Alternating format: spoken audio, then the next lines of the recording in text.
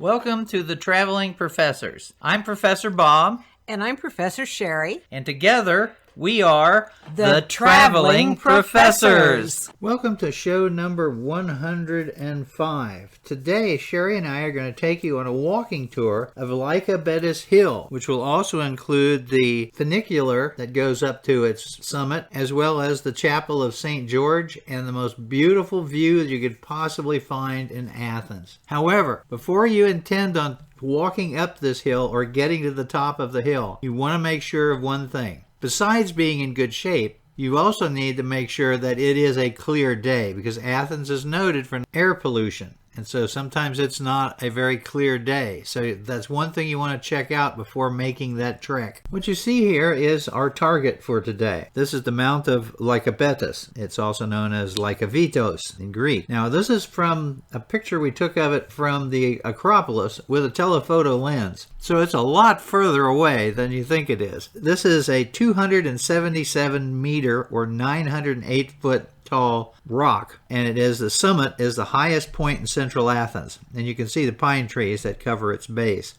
The name today talks about the neighborhood that's directly below and east of the hill, but it's been a tourist attraction for many years because it's the best view in the city. Now you can't drive up there. You can only drive up to a certain point, and then you have to either walk or take the funicular that's in place. And then at the top, you see the little white thing at the top. That is the Chapel of St. George. There's a restaurant, actually two restaurants up there. And there's an amphitheater, but the amphitheater has been closed for quite some time. Now, the name has various legends. The popular story suggests it was once a refuge for wolves. Lycos in Greek as a wolf is a possible origin. Another one is the hill is the walk of wolves. Another etymological suggests a Pelagesian or pre-Mycenaean origin, which Lycabettu, the mastoid hill or massive hill. Mythologically, this is credited to Athena. She built it. Actually, she just simply created it. She dropped the limestone mountain she was carrying for the Panay Peninsula for the construction of the Acropolis after the box holding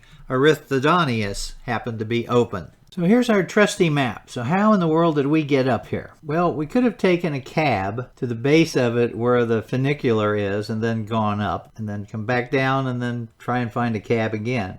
But we walked, and it's a little bizarre, but we walked. So we started at our hotel right here. We go up just past the Parliament. We head down the main road past the Benaki Museum, and we go to where the British Embassy is, which is right here. And then we just simply walked straight up. And then once we reach the certain point, you can't go any further unless you're going to go down this other direction to this other path.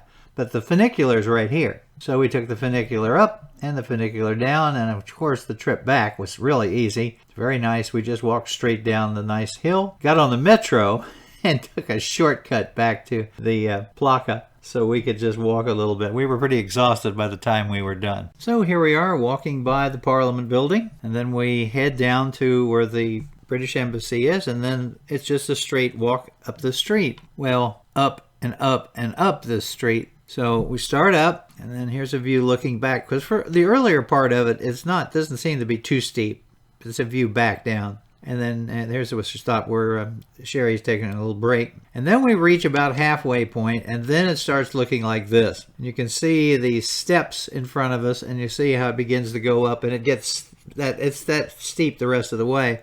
We passed probably 8 couples or what have you. They never made it. We passed several couples and 1 or 2 groups that gave up and went back down. Beyond this, we go a little bit further, and we go all the way up here. There's, 7, 8, 9 blocks. And then when we finally get to the next stage, flattens out, and there is the funicular station. It's a nice little yellow cab there, I might point out as well. And then we went inside, and they have a nice little tourist shop in there as well. And then we have the little funicular. Now the funicular, this was put in place in 1960 by the Greek Tourist Organization. And it started taking people up on April the 18th, 1965. So its terminal station is here at Aristopou Street, and then it goes all the way up to the top. In 2002, it was extensively refurbished, changing the motor, the brakes, electronic systems, safety systems, control room, the whole works. It normally its capacity is about 400 people per hour. So this is one place where you're not going to have huge crowds of people. The length of it is 210 meters or 689 feet, and its maximum speed is 4.5 miles an hour, and it takes you 3 minutes to go up. Paid our little ticket, got in. Here we are looking back as we're heading up. It's just one lane, so you go up and back, up and back. And then there's another view as we get closer to the top. And then once we reach the top of the funicular, we disembark and head up to the top of the hill. You still have to walk up quite a ways to get to the actual pinnacle where the church is. So this is a look back down that walkway, and you can see the city.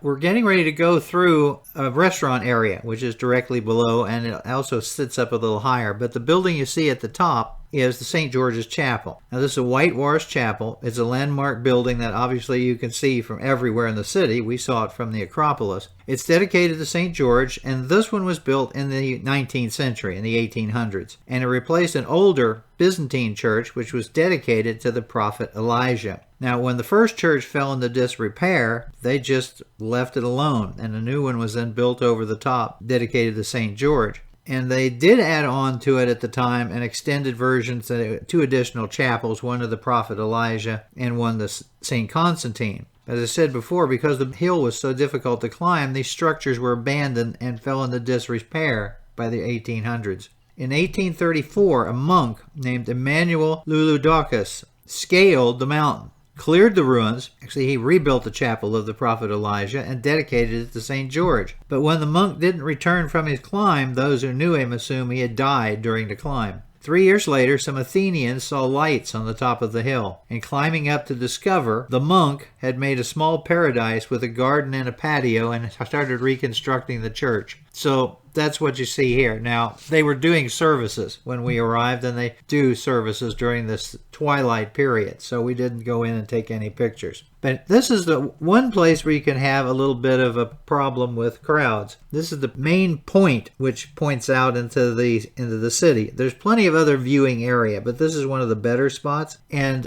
just to give you an idea what Athens looks like and what it used to, here's that picture from the 1800s showing you modern Athens. It's just microscopic. Well, here's Athens today. I'm starting off on the side where the Panhellenic marble was quarried. And so here's a picture of the city all the way out to the sea, out to past Piraeus. Now, if you zoom in on this a little bit, you can see the Olympic Stadium. And we move over a little further to the right. You have some of the Botanical Garden. You zoom in on that, and there's the Parliament Building and the Botanical Garden and several other ruins. And we back out a little bit, take another turn. You can see the Acropolis in this picture. Zoom in on it a little bit. There's a little better view of it. It's starting to get haze as the sun is going down. It's not air pollution at this point. Then moving a little further off, you can still see the Acropolis, but now you see you can just get a little idea. There's an island out there. That's Salamis. And then further off, now we're looking out to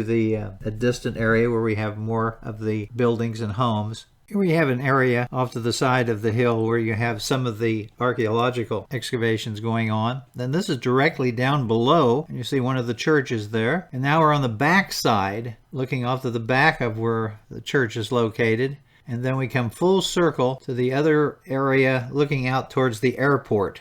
Then once we finished taking pictures up here, we went down below to the restaurant. And they had a nice observation area. So here's Sheri in the front of the observation area with Athens behind her. We had a very nice dinner. And as the sun gradually set, we kept taking pictures. So here's another one which shows the Acropolis and the Salamis. And then later on, the sun was just right. So here's another shot of the Acropolis.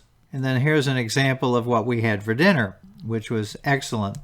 And then we went back to the station. The funicular is coming up. A little larger group of people this time. We then say goodbye to the top of the mountain, Chapel of St. George, and we head back down.